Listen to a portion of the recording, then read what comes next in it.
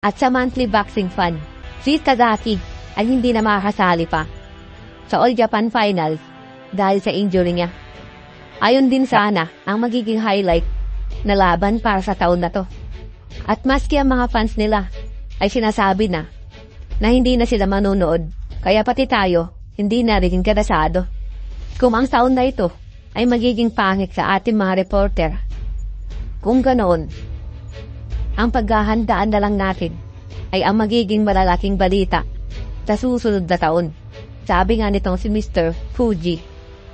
Kapag sinabi mo na sa susunod na taon, ibig sabihin, sabi ni Miss Imura. Ibig mong sabihin, si Takamura, sabi naman na assistant ni Mr. Fuji. At sumagot naman si Mr. Fuji. Si Takamura, ang pambato natin dito sa bansang Japan. Magiging maayos lang siya, kaya kano pa man ang mangyari.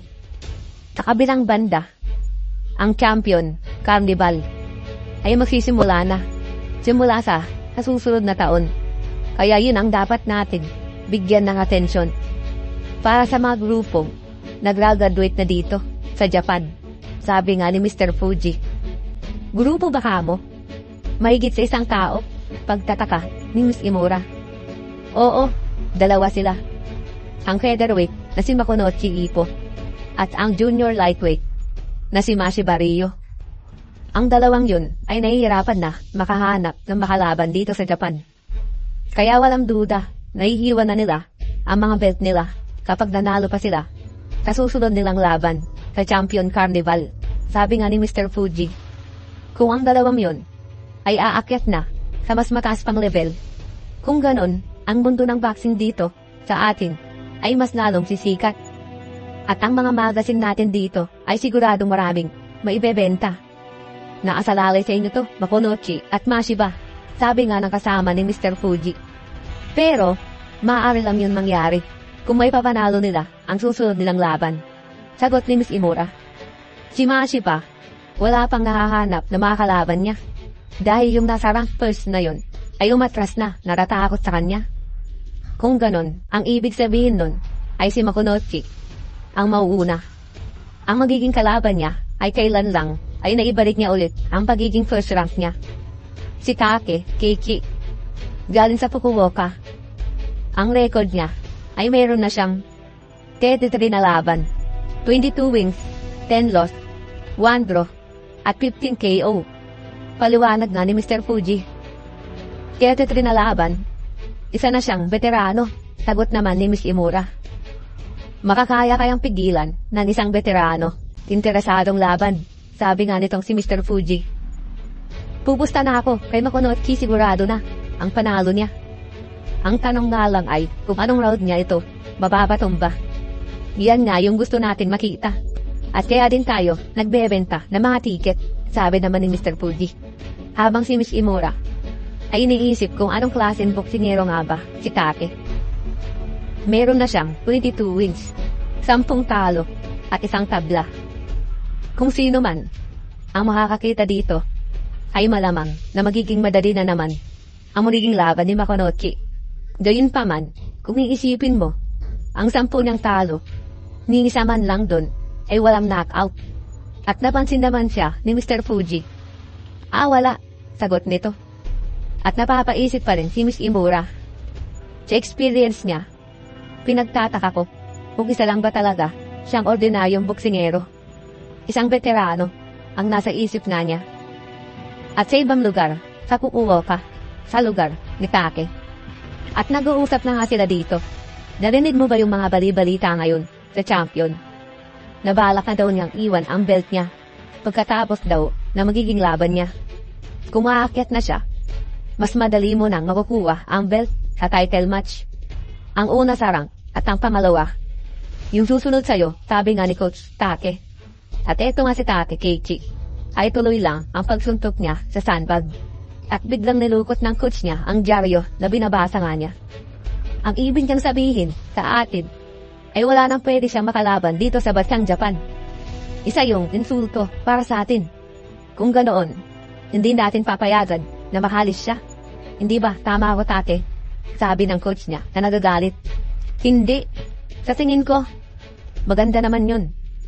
Maghanap pa ng mas mataas pang laban, sagot ni Take. Ang mga kabataan, dapat talagang ginagawa nila yung mga bagay na ganun. Dagdag pa nga niya. Anong sabi mo? Ayaw mo bang manalo sa laban na to? Sigaw ng coach niya. Tawa naman si Take. Siyempre, gusto kong manalo hanggang dumating ang laban. Nararamdaman ko ang tensyon sa bawat parte ng katawan ko. Hindi katulad ng ibang nakalaban mo dati, si Makunochi. Kailangan natin gumawa ngayon ng bago nating strategy para sa laban, sabi nga ng coach niya. Strategy, sabi ni Take, at nag-iisip naman ito. At biglang dumating ang anak ni Take. Hay, sabihin mo din sa papa mo ito. Sabihin mo na kunin niya ang belt kay Makunochi. Hindi pwede, sagot ni Hyde.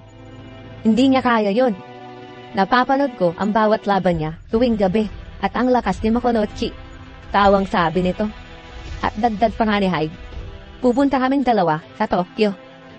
At nangako sa akin si Papa na ipupunta niya ako sa Disneyland. Sinabi ngayon sa'yo, sabi ng coach.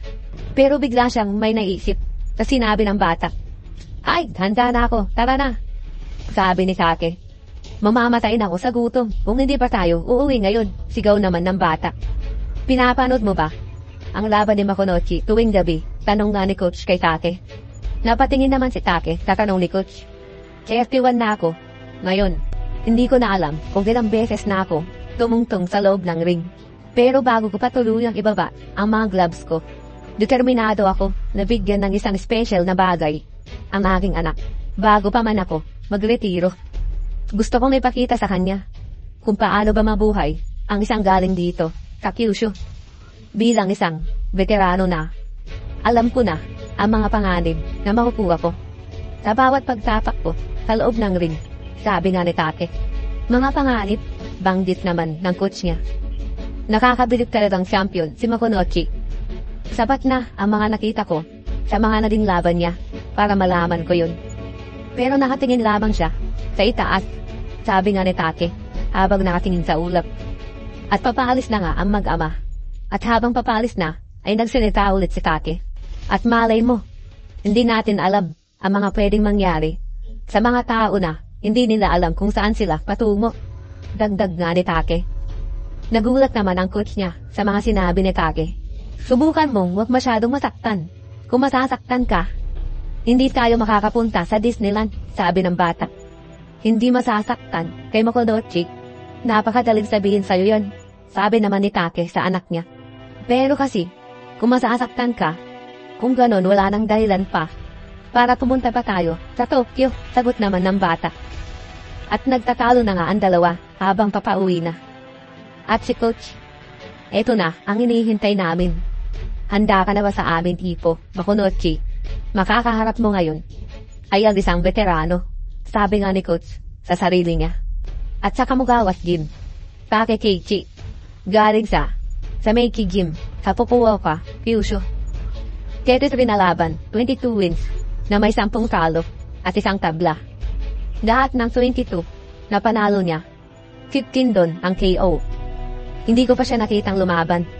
Pero kung susuriin mo ang impormasyon galing sa kanya, hindi pa siya nakatalo by KO dati kahit isa. Kaya masasabi natin dito na matibay ang lalaking yan, sabi nga ni Coach Kamugawa kay Ipo. Kung titignan mo siya, mukhang kaya niyang tumanggap ng malalakas na suntok, sabi ni Manjeriani. Oo, sigurado nga, sagot ni Ipo. At tinitignan nga ni Ipo ang susunod diyang makakalaban na si Takekeichi. Ang huling makakalaban ko para depensahan ang Japanese title ko, sabi nga ni Ipo. At dito po nagtatapos